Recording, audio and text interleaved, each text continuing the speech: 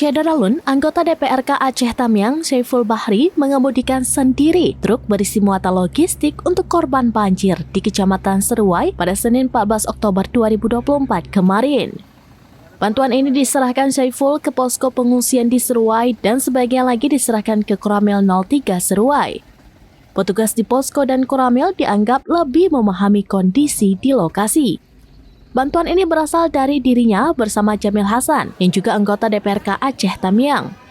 Seharusnya penyerahan bantuan ini dilakukan pada hari pertama banjir di Seruai pada Minggu 13 Oktober 2024. Namun karena akses jalan putus akibat tingginya genangan air, niat itu ditunda.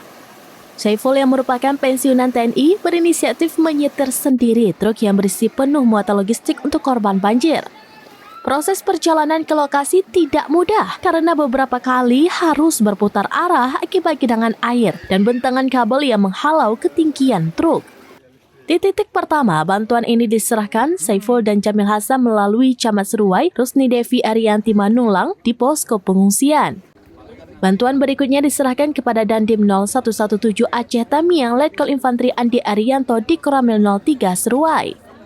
Kedua anggota DPRK itu kemudian sempat meninjau kerusakan tanggul di muka Sungai Kuruk.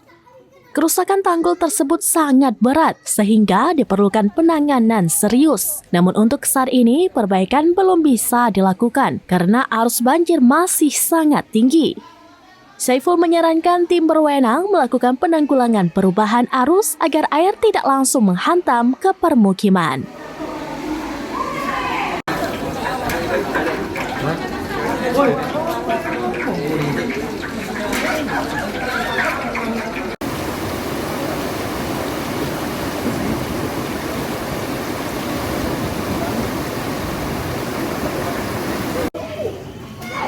Itu ya.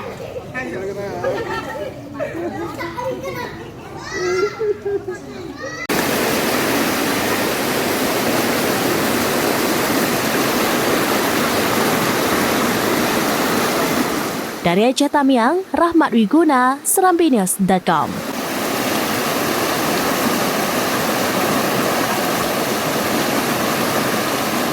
Download Tribun X sekarang, menghadirkan lokal menjadi Indonesia.